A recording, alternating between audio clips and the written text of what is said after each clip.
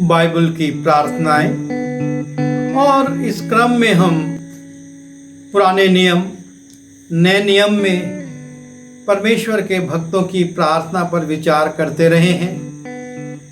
हमने देखा है कि किन किन विषयों के लिए किस किस तरह से लोगों ने प्रार्थना करी और परमेश्वर ने उसको सुना।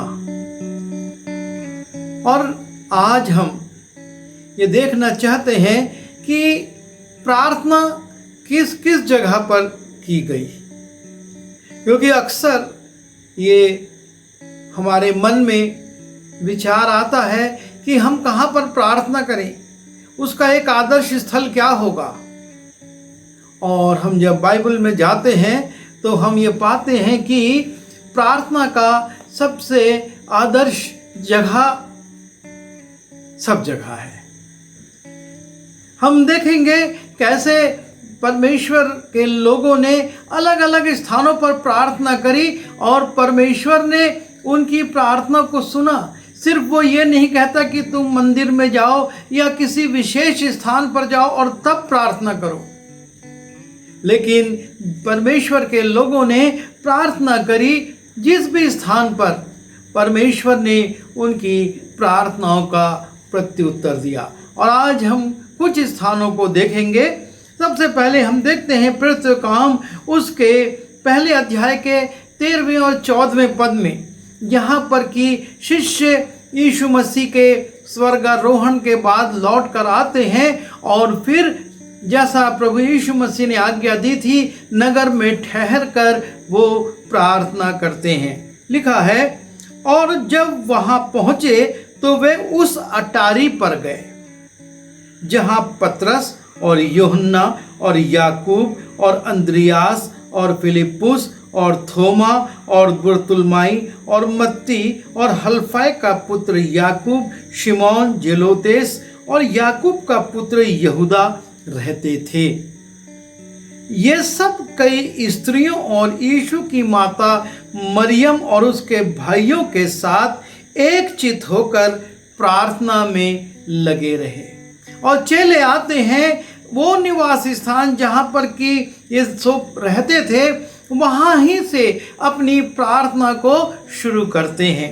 एक कमरा है जहाँ पर कि वो प्रार्थना करना शुरू कर देते हैं। वो किसी मंदिर में या किसी ऐसे स्थान में बेअबान में नहीं जाते, लेकिन यरूशलेम में उस घर में जाते हैं और उसमें जाकर वो प्रार्थना करते हैं। जब हम प्रेरितों का काम उसके 12वें अध्याय में जाते हैं और वहाँ पर हम देखते हैं 5वें पद से लेकर 17वें पद तक के बीच में कि लोग, मंडली के लोग भी एक जगह पर जमा होकर, एक घर में जमा होकर प्रार्थना कर रहे थे।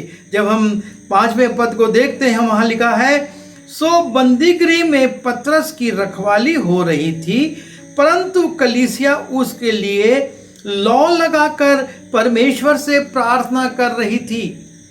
और कलीसिया किसी आराधना भवन में लौ लगाकर प्रार्थना नहीं कर रही थी, लेकिन लिखा हुआ है 12वें पद में, और ये सोचकर वो उस यूहन्ना की माता मरियम के घर आया जो मरकुस कहलाता है, और वहाँ बहुत लोग इकट्ठे होकर प्रार्थना कर रहे थे। पतरस के लिए प्रार्थना हो रही थी और वो घर में लोग जमा थे और घर में लोग जमा होकर लौ लगाकर प्रार्थना कर रहे थे। और पतरस आज़ाद होकर आ जाता है और वहाँ पर जाता है कि शायद वहाँ पर कुछ लोग मिले, तो देखता है कि वहाँ पर तो लोग उसके लिए प्रार्थना कर रहे हैं। और वो खटखटाता है, खिड़की से वो लोग देखते हैं और आनंदित होते हैं, और तब इशारों में पतरस बताकर चला जाता है। प्रार्थना के लिए कोई विशेष स्थान नहीं था, लेकिन वो उसी घर में जाकर प्रार्थना कर रहे थे। और जब हम प्रेरितों के काम उसके 16वें अध्याय के 13वें पद को देखते हैं, तो वहाँ पर हम देखते हैं कि किस प्रकार से प्रार्थना कर रहे थे। सप्त के दिन हम नगर के फाटक के बाहर नदी के किनारे ये समझ कर गए कि वहाँ प्रार्थना करने का स्थान होगा और बैठकर उन स्त्रियों से जो इकट्ठी हुई थी बातें करने लगे। और नदी के किनारे भी लोग जाकर प्रार्थना करते थे। वो स्थान भी नदी का तट भी था जहाँ प्रार्थनाएं की जाती थी और ये लोग इसीलिए जाते हैं और वहाँ पर कुछ स्त्रियाँ मिलती हैं और उनके साथ चर्चा करते हैं और इस प्रकार से वहाँ पर एक कलीसिया के बीच में काम शुरू हो जाता है। और न सिर्फ नदी के तट पर, जब हम प्रेरितों का काम उसके 21वें अध्याय में जाते हैं तो वहाँ पर हम देखते हैं कि समुद्र तट पर भी जब ये वापस जाने लगते हैं प्रार्थना करते हैं। लिखा है जब वे दिन पूरे हो गए, प्रेरितों का काम उसके 21वें अध्याय के 5वें पद को मैं पढ़ रहा हूँ।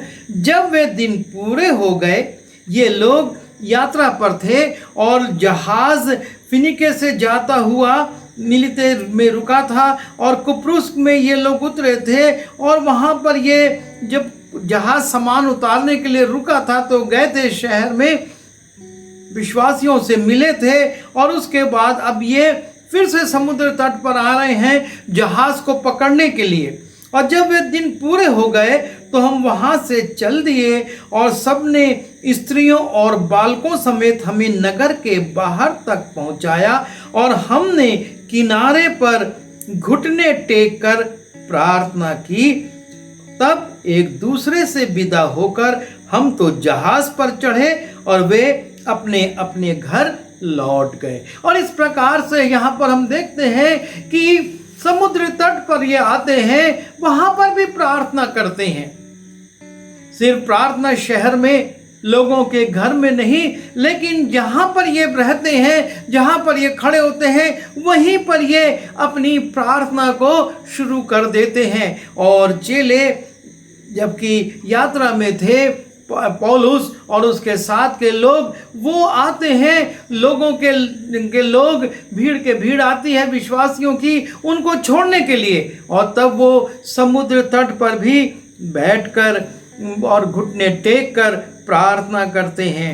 जब हम प्रेरितों का काम उसके 16वें अध्याय के में जाते हैं, वहाँ पर हम देखते हैं कि पौलुस और सिलास जेल में हैं और उनकी के हाथ और पैर बंधे हुए हैं, पैर काठ में ठुके हुए हैं। और तब लिखा हुआ है कि आधी रात के लगभग पौलुस, जब जेल में हैं वो और उनके पैर ठुके हुए हैं, बहुत उनको मार पड़ चुकी है, उसके बाद उनको जेल की भीतरी कोठरी में डाल दिया गया है। और तब लिखा है, हम 16वें अध्याय के 24वें पद से देखते हैं, उसने ऐसी आज्ञा पाकर उन्हें भीतर की कोठरी में रखा और उनके पांव काठ में ठोक दिए। आधी रात के लगभग पौलुस और सिलास प्रार्थना करते हुए परमेश्वर के भजन गा रहे थे। और ये जेल में भी हैं, पर जेल में भी प्रार्थना कर रहे हैं।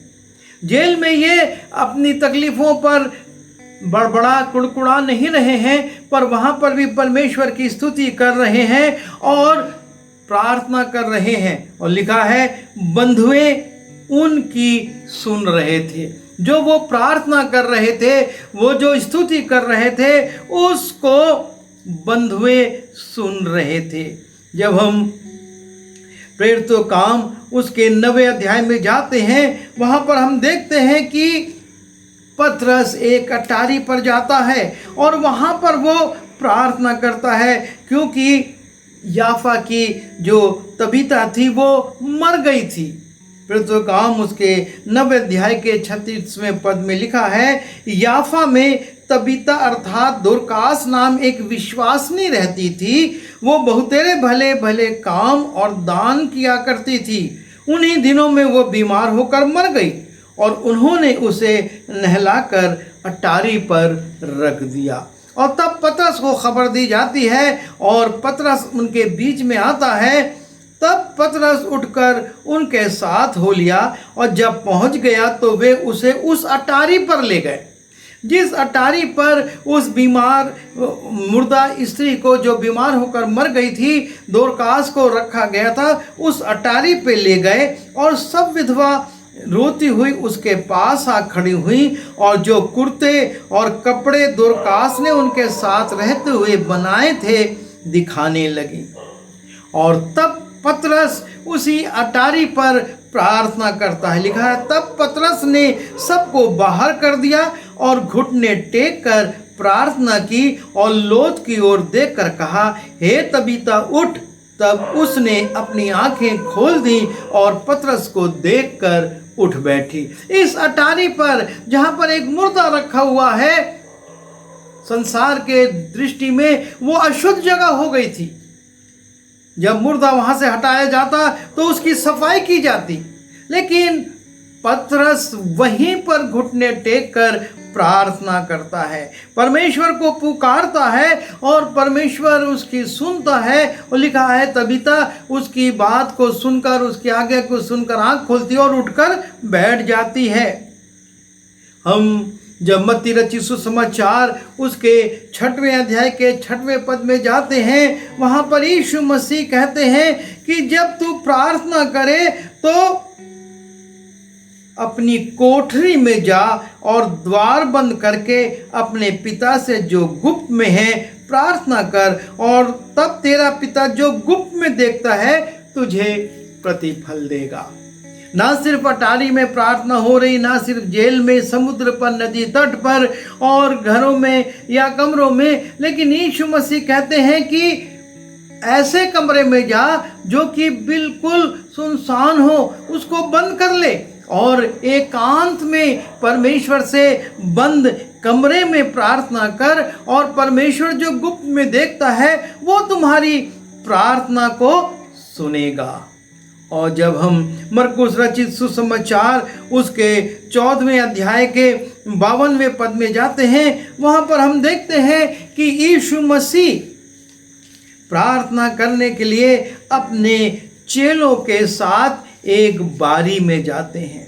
यीशु मसीह एक बारी में जाकर प्रार्थना करते हैं। लिखा है, फिर वे गतसमने नाम एक जगह में आए और उसने अपने चेलों से कहा, यहाँ बैठे रहो जब तक मैं प्रार्थना करूं।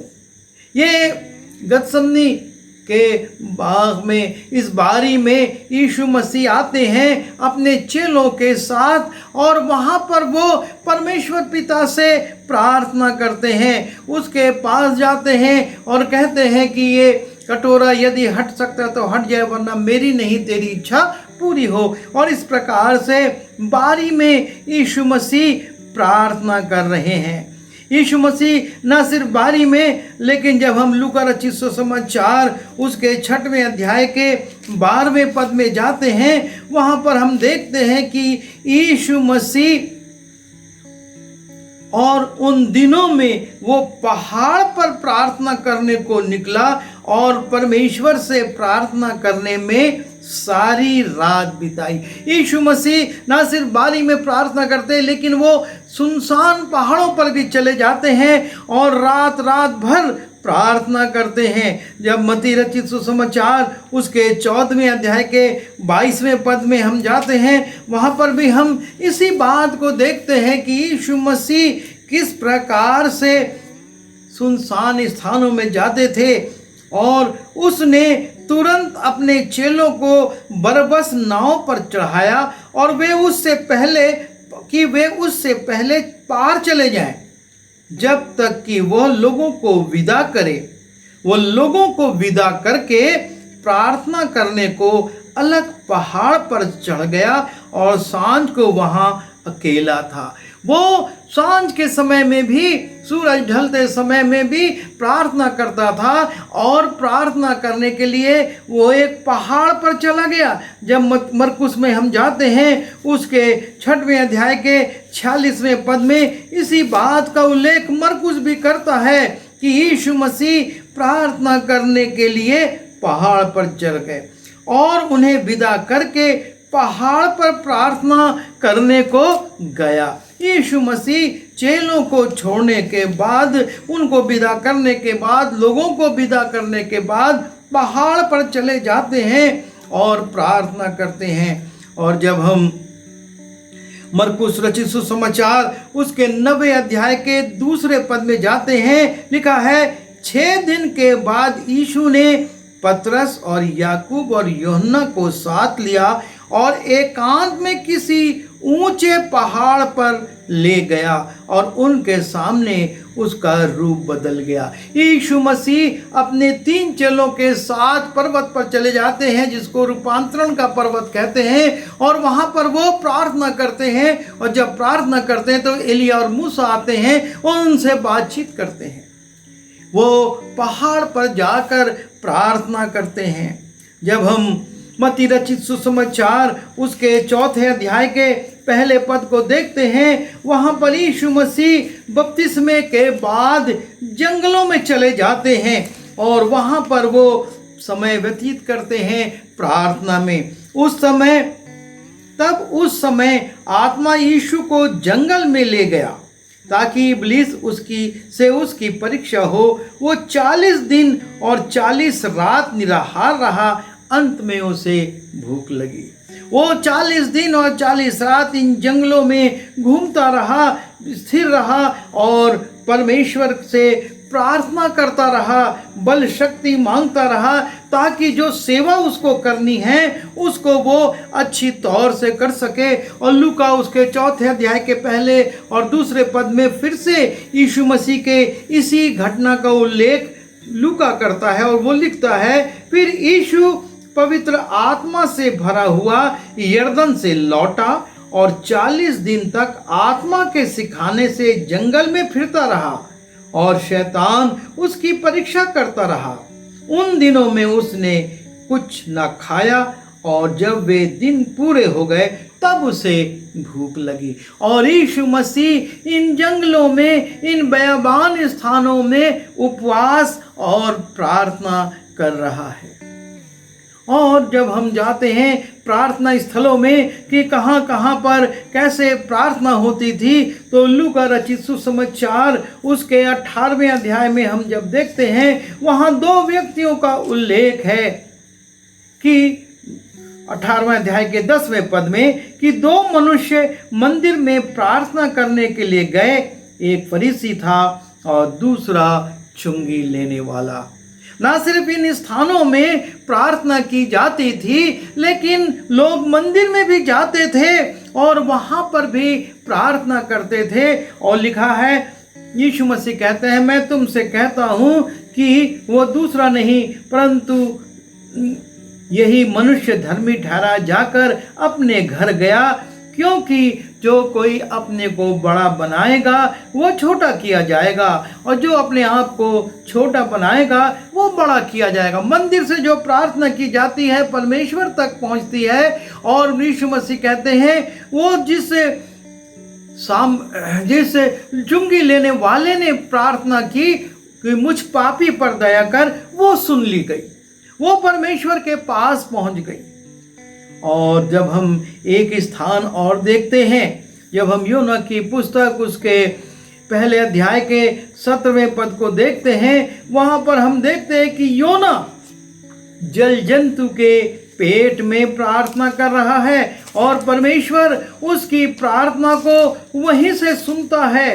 परमेश्वर के सामने हम कहाँ पर प्रार्थना कर रहे हैं ये महत्व नहीं रखता, लेकिन ये महत्व रखता है कि हम परमेश्वर से प्रार्थना कर रहे हैं। योना उसके 1 अध्याय के 17वें पद को देखें, यहोवा ने एक बड़ा सा मगरमच्छ ठहराया था कि योना को निगल ले, और योना उस मगरमच्छ के पेट में 3 दिन और 3 रात पड़ा रहा। और तब 2 अध्याय के 1 पद में लिखा है, तब योना ने उसके पेट में से अपने परमेश्वर यहोवा से प्रार्थना करके कहा।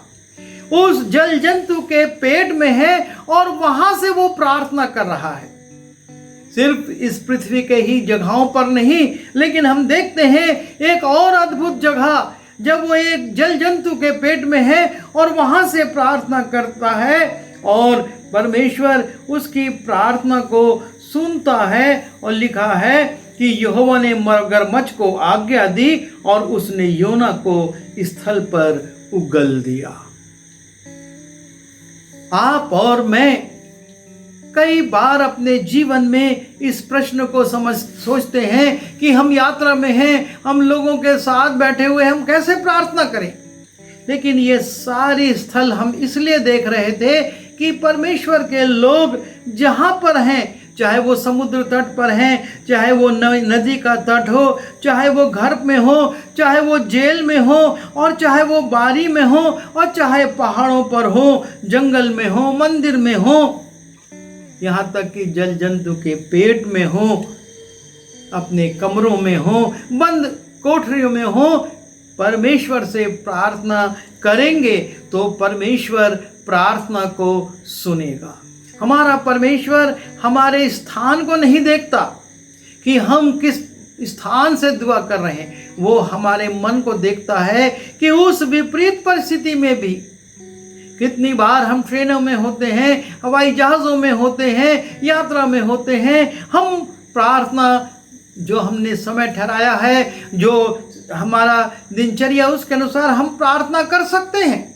हमारा परमेश्वर उन स्थानों पर भी प्रार्थना को सुनेगा, क्योंकि हम पवित्र मन से, पूरी श्रद्धा के साथ और विश्वास के साथ प्रार्थना करेंगे।